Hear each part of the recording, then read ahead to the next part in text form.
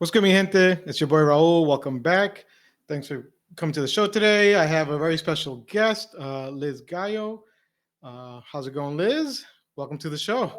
How's it going? Good. Thank you so much for being here. I really appreciate you. For people who are listening, Liz was one to graciously hit me up after I think listening to one of my episodes to talk, and we decided it'd be great to have her on the show. So she has a great story to tell. So I'm really excited for you being here. So just to kind of give a little background on Liz, Liz Gallo is a licensed marriage and family therapist with 8 years of experience in the mental health field.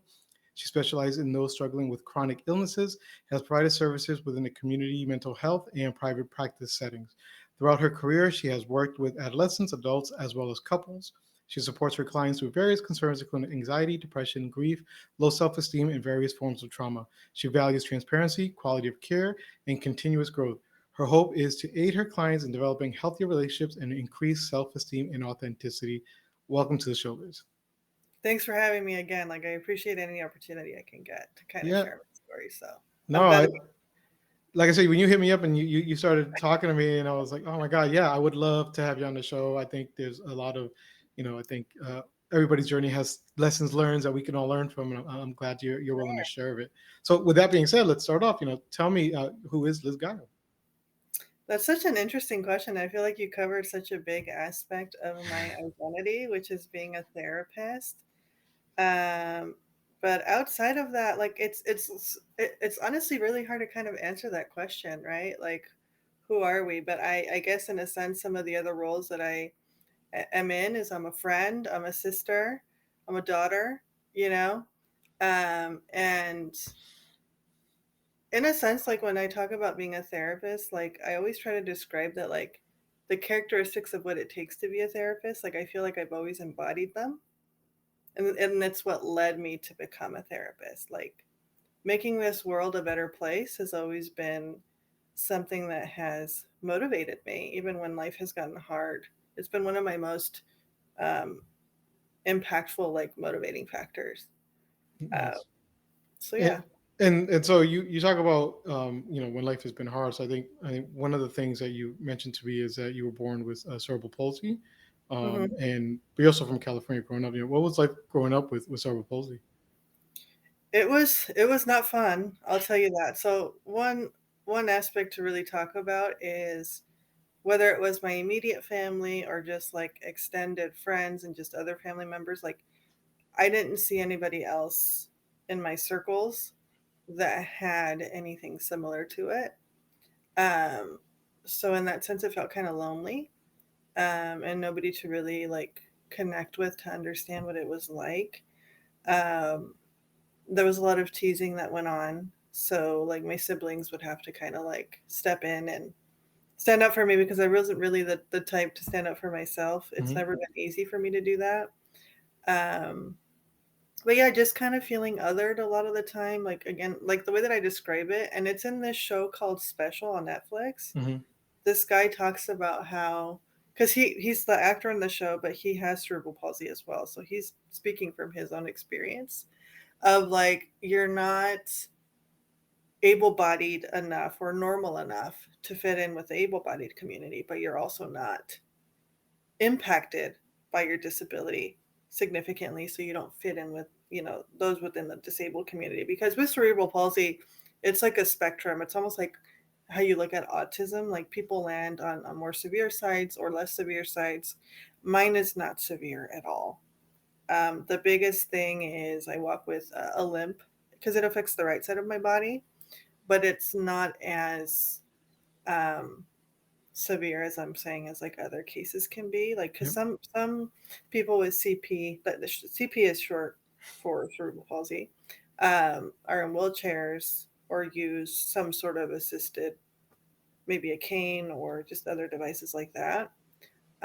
So it's like I've always felt like where do I fit in? Because Hmm. sometimes even trying to fit in with those that are quote unquote normal, which I don't really like that word. Um, I wouldn't, you know.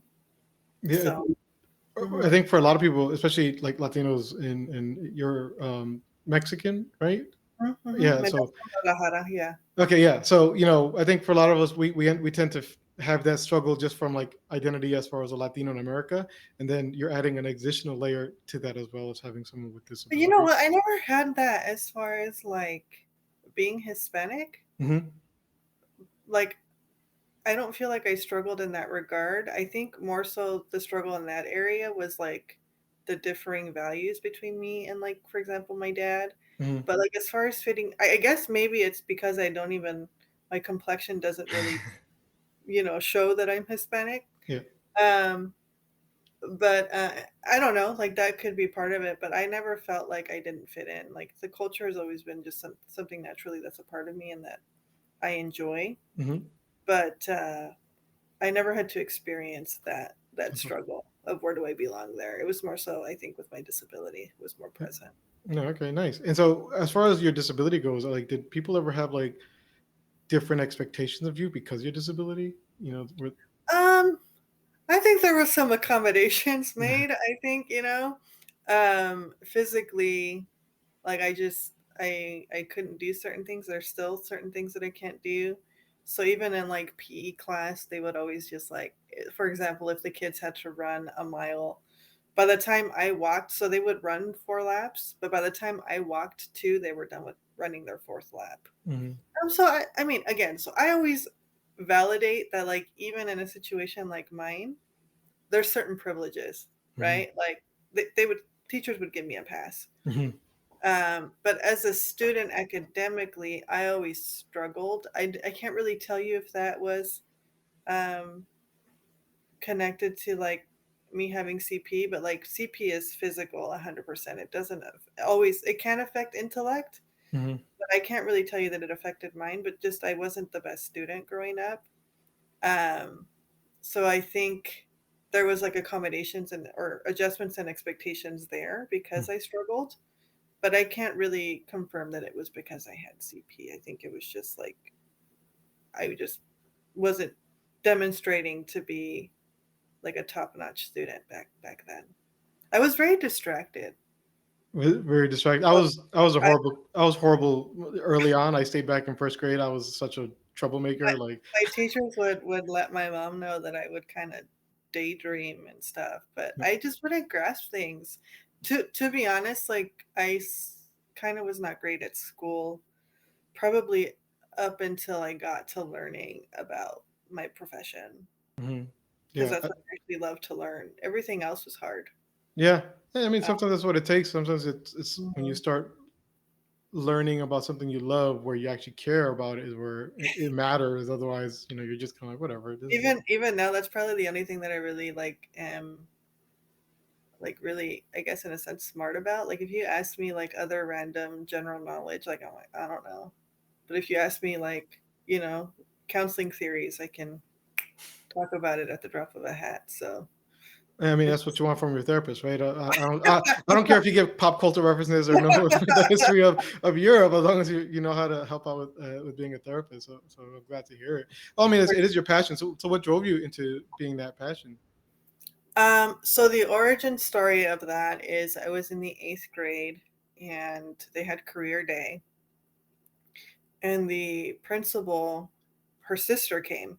So the principal's sister was a social worker, and she spoke about her job as a social worker, and it just sparked something. Like I was like, oh, that sounds interesting. um I had never heard anything about helping professions, I think, before that point.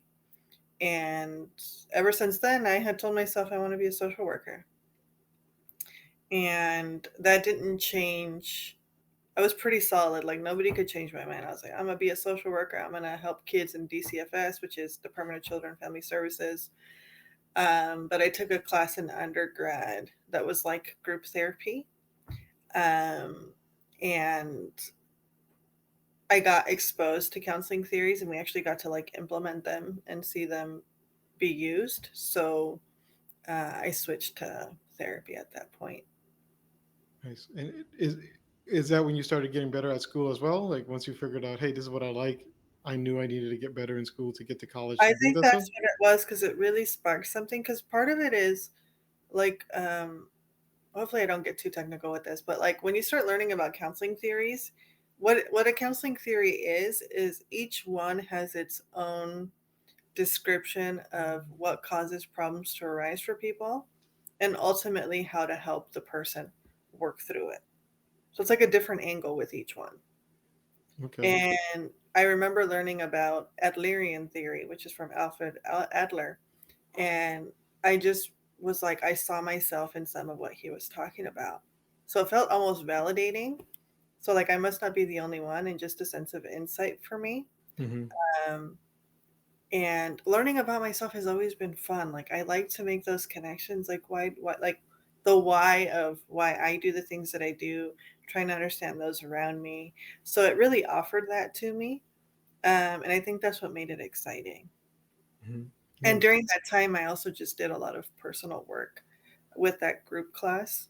Mm-hmm. So there was a lot of processing and healing happening. So that's kind of what I think also drew me to therapy. It just felt more intimate, Mm-hmm. and I like intimacy versus social work. Um, a lot of times, social workers can look at the bigger picture, Mm-hmm. like more organizations or just bigger groups. But I like the aspect of it being one on one. So it was kind of like a self-feeding machine where you were learning, using what you've learned to improve yourself and making you wanted to learn more and improve other people's life, kind of deal. Yeah, like it was serving both of those angles. Nice, nice. And do you think that with everything that you've dealt with your disability has allowed you to become more available, like with other people, like being able to help them out better? Yeah, I think so. I think in a sense it elevated my sense of empathy. Hmm. Um, because there was just so many different things going on that were difficult and scary that it helps me, like what I always describe to my clients in a sense is like our experiences are going to be different, maybe even slightly similar, but regardless of the difference, what is going to always be the same is the emotions that we experience. Hmm. So because I had such immense experience causing these emotions early on, like it just led to a deep understanding of like what that feels like Hmm. and like what you most need during those moments of struggle, which is just somebody to sit with you, to validate you. Like that is so impactful. So because I had a desire and a need for those things, when people are in a place of struggle, that's all I want to provide them was what I needed. And And when you were dealing with all your stuff, was validation something that you were missing? yes, Hmm. Okay. to some degree, yeah. Hmm. I think it's hard. Like I always say that like holding space for people, even with all the skills and where I'm at now, like it's uncomfortable when you see someone in such immense pain. Yeah. Because as a therapist, like you're gonna hear some pretty rough stories, and like you think you're prepared, but you'll just like hear a story all of a sudden, and it's hard because even when it happens for me all the time, even now, like I sometimes when there's a struggle, I go into fixing. Hmm. Like that's how I know I'm feeling uncomfortable. And it's a point of me catching myself of like, no, like that may not be what the person needs. Or Hmm. sometimes they have to tell me like I don't need that. But I think it's really easy as a human being to go into fixing.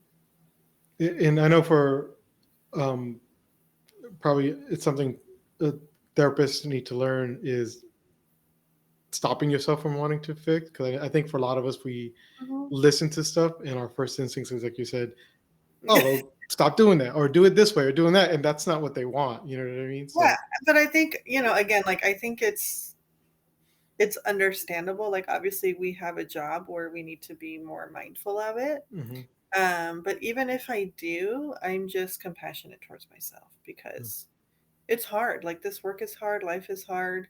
Um, I always say like because life is so hard, we don't like also need to be like in a funny way like assholes to ourselves about it. Hmm. Like it's okay to be compassionate. Like I didn't do it intentionally, and I when I do that, go into fixing, like I'll check in with the client, I acknowledge it, I apologize, and I do all of those necessary things. But again, we're flawed human beings, so we're not always going to get it right. and that's okay. And you mentioned in our pre-interview that when we talked beforehand that one of the challenges you dealt with while you were growing up was barriers. Can you elaborate on Mhm. that? Well, not it wasn't even just in like childhood, but I think just my whole general experience Hmm. with having a disability.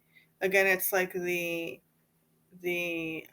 misconceptions that people can have of you. Like I don't really know sometimes what people think, but there was like teasing that would happen. So like again, like I wouldn't feel like that connection with people, and it sort of led to a decrease in my self esteem, which ultimately, in the long run, I think really affected the trajectory of how things played out for me. Like, I think, in fact, my lack of self esteem is what, like, led to me taking quote unquote longer to get to where I am. Because I always tell people, like, I'm late to the game. Hmm. I got my license as a therapist probably 10 years late compared to Hmm. most people. Most people are like 25. I was like 36 when I got my license. Okay. But like I think I didn't have the confidence to really go for things. I would talk myself out of it, and just that feeling of not being good enough. Um, and then even as I got older and I tried to get jobs, there was like discrimination, and it was mental health related jobs, but I just could not get in the door. So I was stuck working at Walmart for quite some time. I spent like 10 years there, Hmm. and I felt like I was never going to get out. Um, so, like, just like in a sense, lack of opportunity. Yep. Um, but fortunate for me, I found this field where like my physical limitations are not really relevant. Like, I still kick ass, even though like Nice. it's not a physical job; it's more mental. Hmm. And I'm really grateful for that because I don't have to worry about that like getting in the way. It actually serves me. Like it's a point of like that's an asset in this field. So Hmm. it's really nice. It's really empowering to have it feel that way versus like it's going to be something that gets you like off the list Hmm. of having a chance. But yeah, I would say like just the discrimination and um, the teasing are two big ones for me. And when you would get teased and things like that, so you mentioned you had your siblings help out. Yeah, so I'm a twin Okay. with Oh, a nice. brother and my older sister. They were pretty good at stepping in. Nice. And it's not something that I would really like ask for. It was just kind of like that was their response. Um, but like I said, I wouldn't like it when it would happen, but I think again there was just that lack of confidence to actually speak up to Hmm. what I was feeling about it. So I never would. Even I think now when people like I try to push myself to now, but Hmm. I can't say that it's easy even for me now. Yeah. It's Mhm. and when your family helped out and your things like that, did that kind of help give you some of that validation that you say you were not feeling all the time? Like, did you feel validated when they defended you? I mean, it felt nice to have somebody like stand up for me, of Hmm. course. Yeah. Um, but I think part of me back then would feel bad because I couldn't do it. Like there was this sense of like, again, not that they would say it, this is how I'm kind of interpreting it Hmm. when I was younger of like, man, they have to do it because I can't. So kind of like feeling negatively towards myself about it. Okay.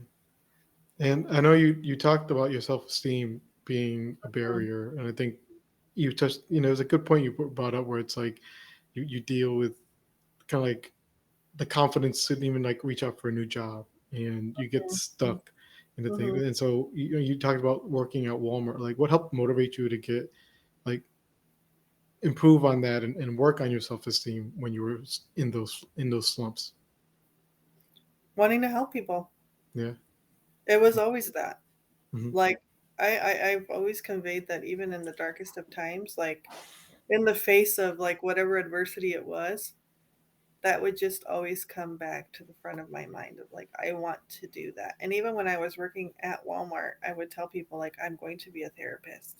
I didn't know fucking how I was going to do it because like I didn't really know, and I didn't really know anybody that was a therapist. But I was like, I'm gonna do it, and it was really nice because once I like went through the whole process, like I had a friend that worked with me there, and she's like, you said you did what you said you were gonna do, and I did.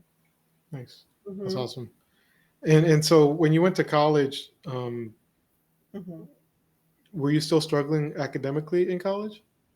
Yeah. So part of my story that I like to not be shy about is there was a couple classes I had to take more than once. There Hmm. was one I had to do 3 times, and which was political science, and I think I took statistics twice. Okay. Yeah. So essentially, to get out of community college, I think it took me 4 years instead of two, and then I spent another 4 years, I think, finishing up the rest. So in total, I spent 8 years to get my bachelor's degree. Hmm. Yeah. I mean, And I took political science in it was statistics. hard. It was a lot of memorizing in that political science class. Yeah. I mean, I started chemistry pre med at first, and so that just destroyed my lifestyle completely. But I took statistics thinking it'd be easier than calculus, and I was like destroyed again. I was like, whoa, but this is not what I thought it was gonna be. So. But you know what? Like I get a lot of younger clients, and I really enjoy it because there's like this pressure to get it right the first time, and I can't fail. And I really get to use my story as like a way to normalize Hmm. not getting it right away. Hmm. And I always tell them like it's different if you didn't try, but maybe you weren't in the right headspace, right? But like if you really tried your best with where you are, then that's all we have, right? And like again, I know every field is different and some of them do focus on grades, so I don't encourage clients to like not give a shit and not get good grades, but like if you happen to get one C or one B instead of all A's, right? Like that's not going to be on your degree. Hmm. So like because people don't understand like the level of pressure with that, like will lead you to mess up more. Hmm. Yep. So Yep. I'm always trying to find ways to alleviate the pressure. It's funny the way you put it because it was kind of an epiphany I had when I got to like my junior year of like college, Mhm. where I Mhm. kind of stopped giving a shit and started doing better. Like I was just like, I'm not going to finish this paper on time. I'm going to hand it in late. And I'd hand it in 3 days late and I'd go from an A minus to a B plus as opposed to a D if I would have handed it in on time, and it's like, I kind of Mhm. was just like, let me take this pressure off. And as I stopped giving a shit, I just kind of started feeling Well, so. we want to not give a shit, but not like not give a shit 100%. Like Yeah. it's Well, no, you want to give a shit, but I didn't like, I was going from complete panic attacks and anxiety, yeah, my see, freshman year over every test to now I'm like, I study for the night. Whatever I get is what I get, And then I went into the test. I got a good mhm. night's sleep, and then I get an 80, as opposed to. You go in clear minded instead of stressed out and overthinking. Yeah, Yeah, yeah, that's what I try to help my yeah. younger clients with.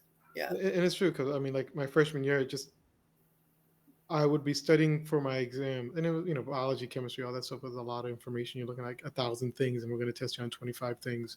But I would get like an hour in and then panic for 6 hours and not accomplish anything. I just spent 6 hours like I'm gonna fail. I'm not gonna do this. So yeah, it's true. I mean, it's your mental state when you're dealing with these things really make a It's funny difference. with school. I was always like I don't retain outside of therapy. If it's therapy related, I will retain more.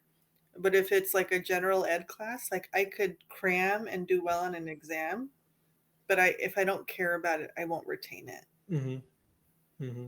And I Like that's think what I'm saying. Like general information, if you ask me, like I'm like, I don't trying to do calculations in my mind. I can't. I'll use my calculator, but like there's things in undergrad that I learned that I still remember. I think it's a big common issue in college? I know we can probably go on a whole different discussion on like how college works and have like a 3 hour podcast just on that. But I mean, just in chemistry pre-med, you take an exam and the average was a 45. You know what I mean? And that's the curve to a C. So it's like most people failed, and that's the passing grade. So it's like but yeah, we can go into like a whole different thing with that. But Yeah. what were there any other obstacles in college for you? I know you were taking a while educationally. I mean, I academically. mean, I don't know.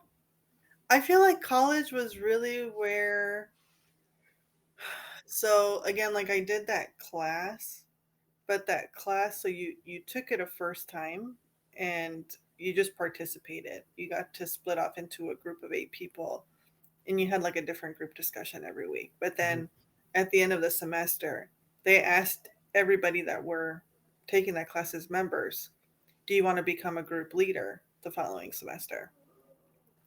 And when they asked us that first time, I was like this, like, yeah, no, like, I didn't. And the two group leaders that were in my group, like, wrote me a note saying, like, we really think you should, like, you were our like all-star member. So, like, just do it. And I was like, fuck it, okay, I'll do it. Like, I was scared, but I did it anyway.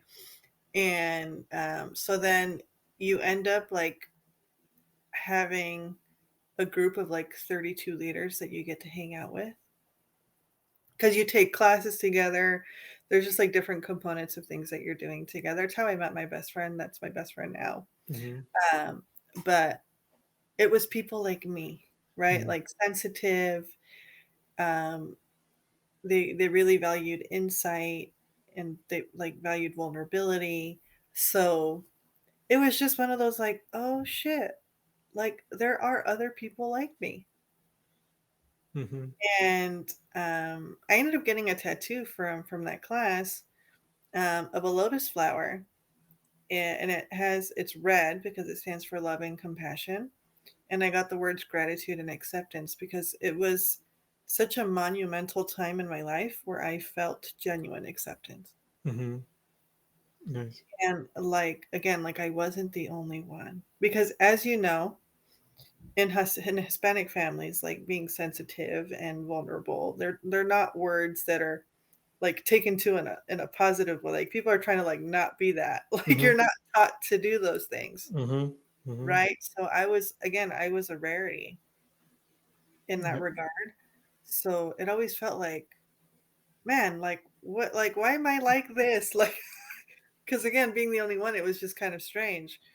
Um, so to come around 32 other people that demonstrated those same qualities, it started to really feel like I'm gonna be okay. Like Hmm. it's okay to be this way. Um, and like you can find your people, I guess, in a sense. Hmm. And this was during undergrad or grad Yeah, school? this was undergrad. And so then you ended up going for grad school. How was that experience? Was it different from what you were dealing with in undergrad? No, I feel like again, like there was still like some confidence stuff. I think confidence stuff was kind of there.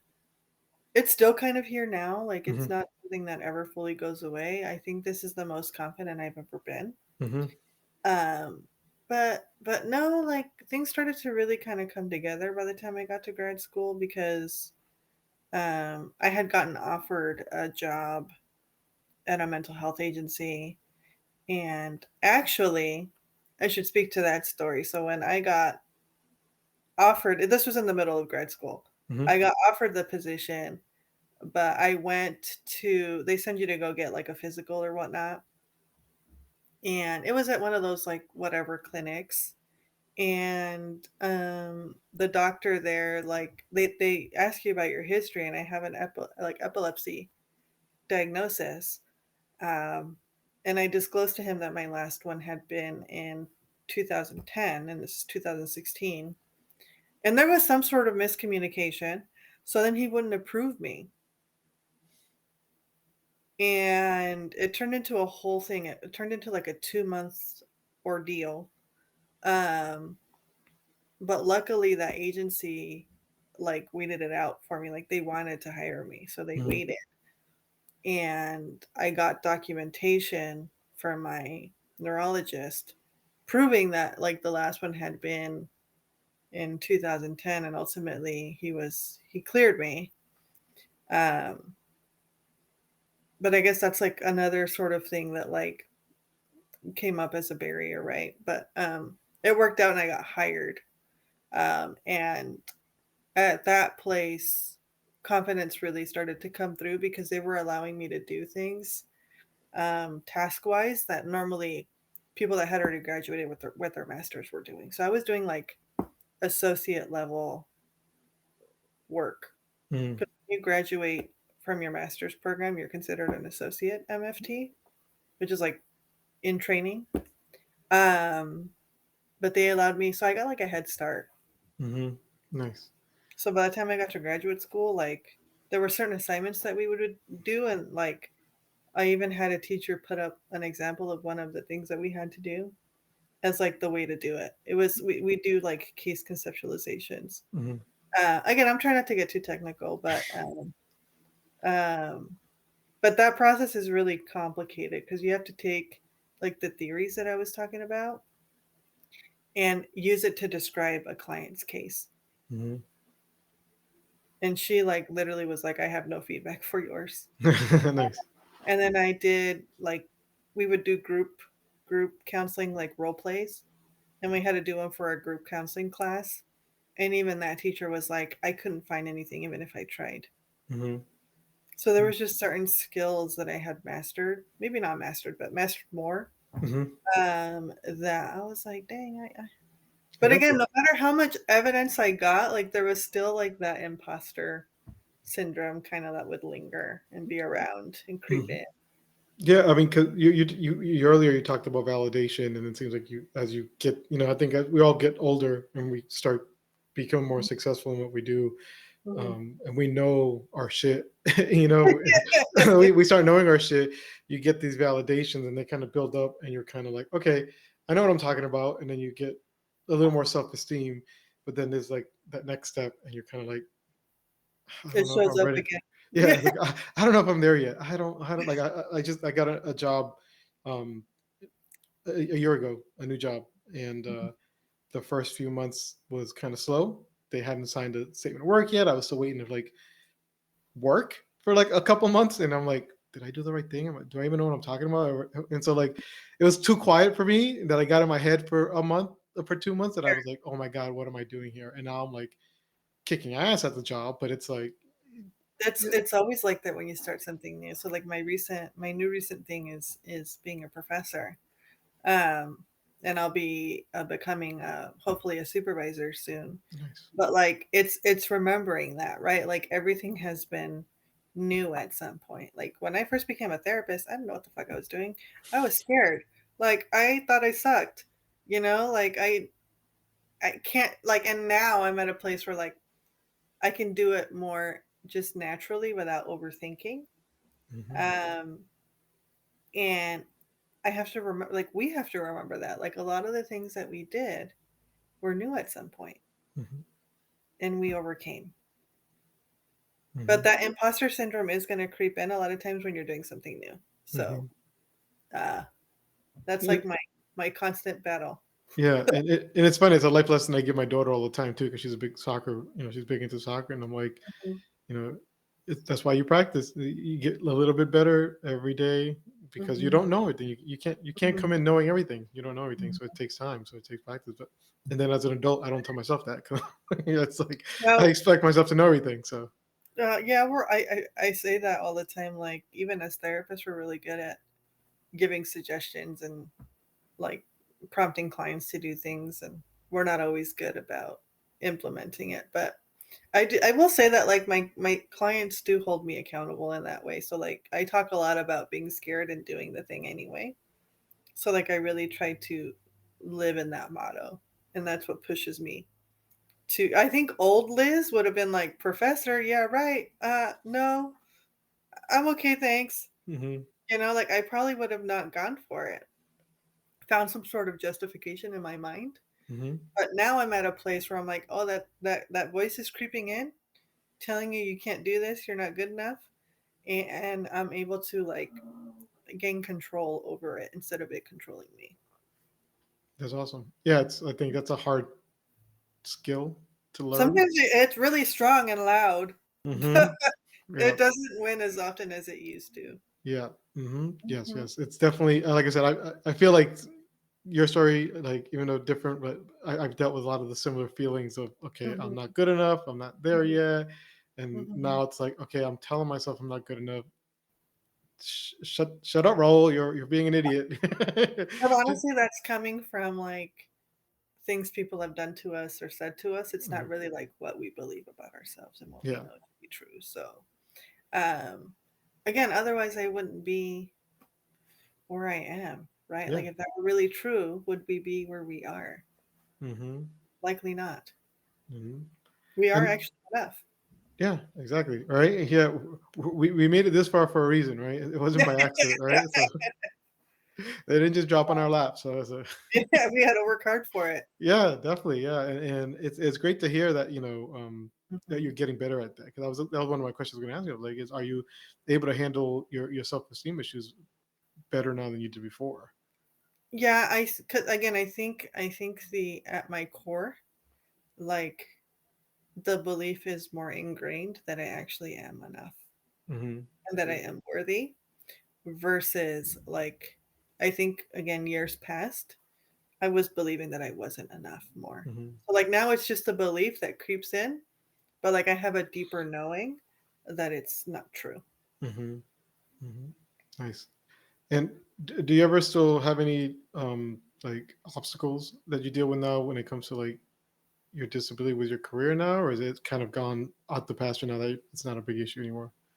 I mean, career wise, I would say no. Good. Again, I really feel like it's an asset to me in this field. Awesome. Yeah.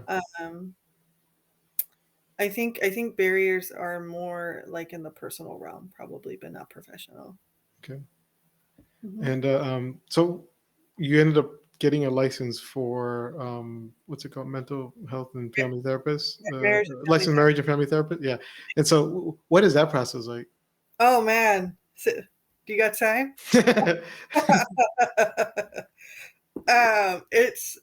It's very lengthy. Mhm.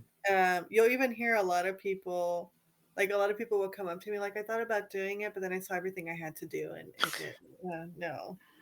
Um, so it's a master's program, 3,000 hours, Mm, with no pay or very low pay or lower end pay, and law and ethics exam and a clinical exam. So for me, I did grad school from 2015 to 2018. mhm. And then when we did hours while we were in school, I did about 800 hours. Those are the ones that are not paid while you're in school. Once you graduate, you can apply for jobs. Um, but it took me about, so from, graduated in June of 2018. And I believe I finished my hours about like, I think it was 2021. I submitted my application to take the exam in October of 2021. So I finished everything by 2022. So it took me 7 years to do Mm. everything. And did COVID affect anything while you were doing all that stuff? No, because there's telehealth, so they just sent us home. Okay. Very nice. And ever since the pandemic, I've been doing all my sessions virtually. Nice. Um, so yeah, no, it doesn't affect anything. Good. Um, the pandemic actually led to the opposite for the field of therapy hmm versus like other fields, like they lost like opportunities for employment. Like we were in high demand, and Yeah. we've been in high demand ever since. Yeah, I was gonna say. I mean, I think one of the good things is telehealth got really popular, and now people have no excuse to not see the therapist, and they can. Like I don't, you don't have to leave the house. Go look for your therapist. So You would think, but like there has been an influx of clients since then. good, nice, yeah. And you talked about how a lot of the process is unpaid or low pay. So Yeah. what is the like there's got to be a huge financial burden, like trying to balance working all these kind of hours and like pay your rent and have to work another job. Did you have to Well, do like see, multiple jobs or? that's the thing. I was very fortunate. I lived with my aunt at the time, and she was like probably beyond kind to me, more than, you know, is typical for somebody at that age. Because I was what?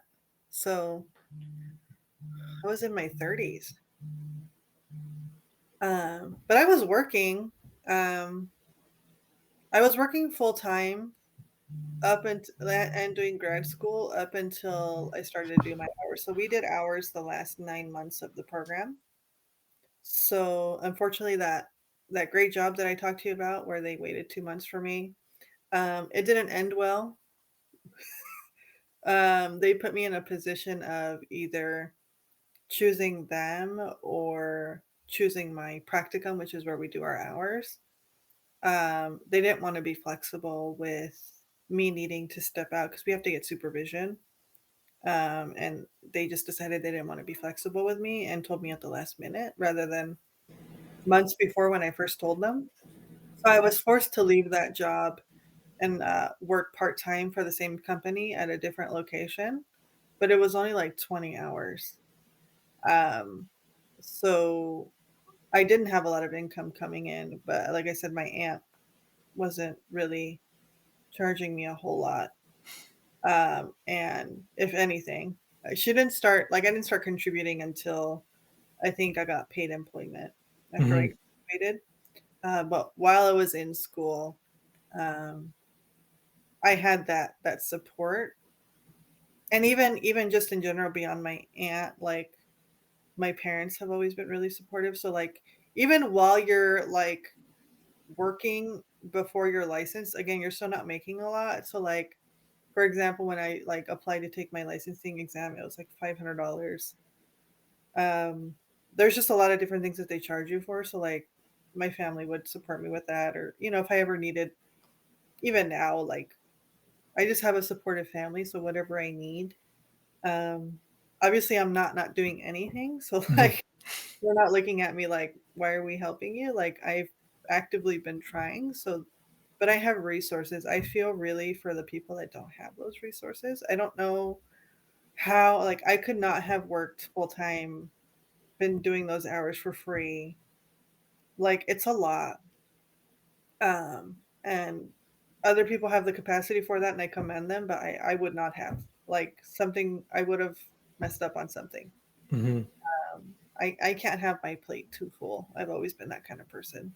I got you. Nice. Hmm. And so what's next for your journey? What's the next step for Liz? So I'm in a scary place right now. I'm living in my be scared and do the thing anyway. I opened up my own practice Nice. last May. However, I was still working for a group practice, so I didn't really put a lot of energy towards it. I wanted to kind of give myself the opportunity to just kind of have it open and like see what it felt like. And I did a few podcasts and I had like one client come through, like up until earlier this year. Hmm. But I had decided like at the end of last year, like I want to go for it. So I gave myself the time frame of like by February, March, I'm gonna tell my group practice employers like I want to leave them. So I did that last month, finally. Because I have like a friendship with my current employer, so it's not just like we're employer employee. Like I have a like I really respect them and like they've treated me really well. So it felt really hard to tell them that I wanted to leave. I didn't want to like disappoint them, I guess. Um, and they reacted really kindly and really supportive. So I'm in the process of switching. I'm actually going to talk to them on Monday to see like what my last date will be with them. But I'm already getting credentialed with insurance companies on my own, and I'll Nice. stay virtual just to kind of um, save save on that for now. Hmm. Um, But yeah, I'm ready to not have a boss anymore.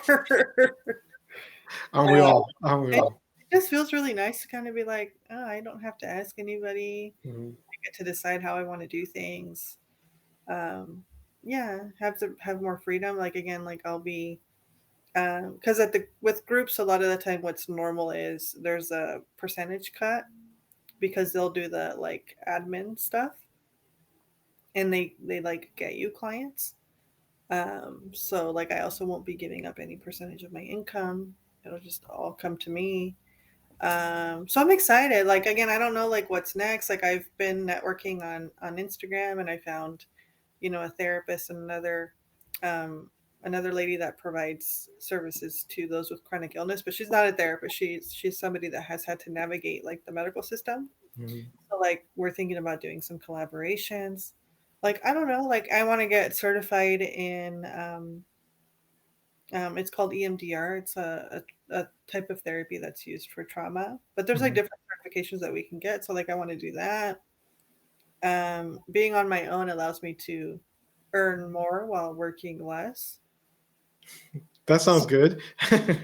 So like I don't feel like I've had the capacity to do that because I've had to like see more clients, right? Mhm. Like I've been working an average of like sometimes I schedule 7 clients a day. It's a lot. Mhm.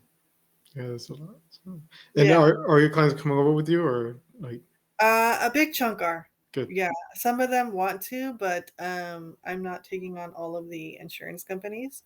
So Mhm. that's really like the only barrier for some is like I'm not taking their insurance, but Is it's that felt really nice to hear that they want to follow me. I'm like, oh, that it was another like in like they don't know that, but like it's felt very validating that like people are like, no, we want to follow you. nice?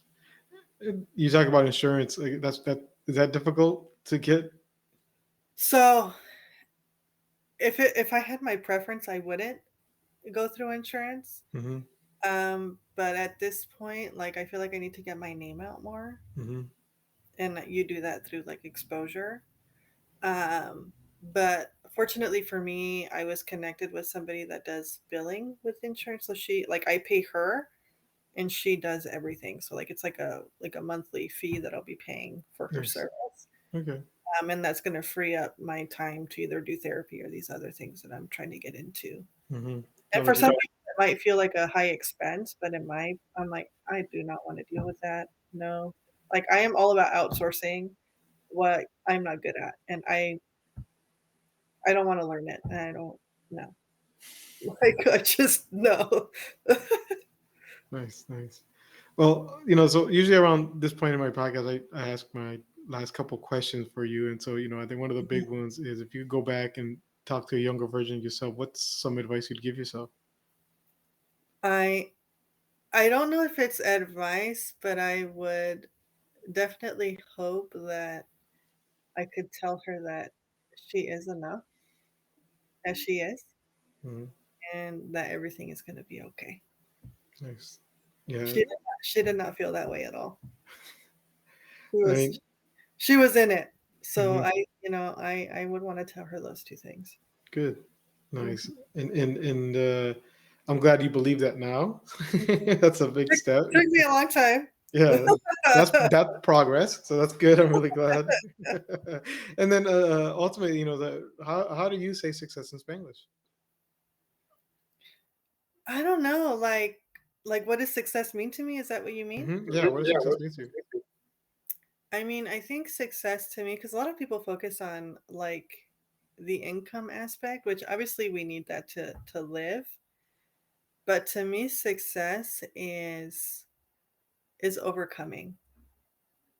Like to have faced such low self-esteem and just so many things in life telling me no when I that's not what I wanted, right? Or like being restricted, but like finding a way through it. Really to me it's that idea of being scared and doing it anyway because that's exactly how I've overcome. And just to share, I got that idea of being scared and doing it anyway from a woman called Brene Brown. She has a phrase called "dare greatly," Mhm. and that's what it means, to feel afraid, but not letting the fear stop you. Nice. Yeah, I And think that's that. what if I keep using that, like, again, good things keep happening, like, it hasn't stopped. Mhm.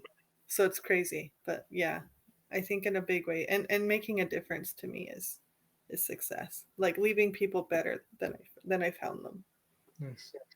Mhm, Well, yeah, well, thank you for that. I mean, it's great advice because it's true. I mean, if you mhm, risk is, I talk about my daughter, but one of the things I read early on is if you let kids jump off of things and get hurt, they mhm, gain confidence in taking risk, and that will eventually grow into becoming less afraid of taking risks, and you mhm. end up becoming more successful. Yeah, 'cause they're And feeding off of that energy, yeah. yeah, Mhm, and it's like yeah, being afraid is a mhm, natural thing.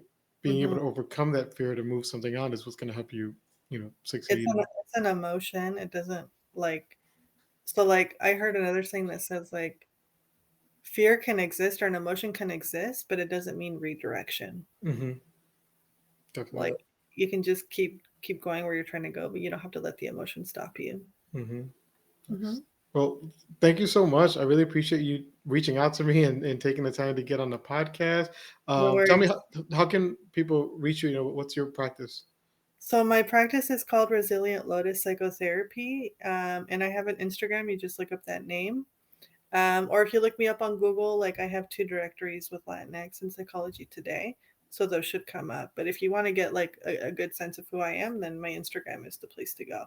Nice, awesome. Well, thank you so much. I really appreciate you taking the time to come on the No, show with me. So I appreciate you for what you do. This is a really great podcast idea, and I think, again, like, we need to hear more success stories for people of color, for sure. yeah, definitely. Well, thank you so much. You enjoy your California weather. So Jealous much? yeah, I moved from Houston up to Connecticut, and I'm dealing with cold all the time. I'm not having fun. So Alright, all right, thank you so much. bye-bye. Uh, And for everyone else, thanks again for jumping on and listening. And hope you join me again next time as we continue to learn how to say success in Spanglish.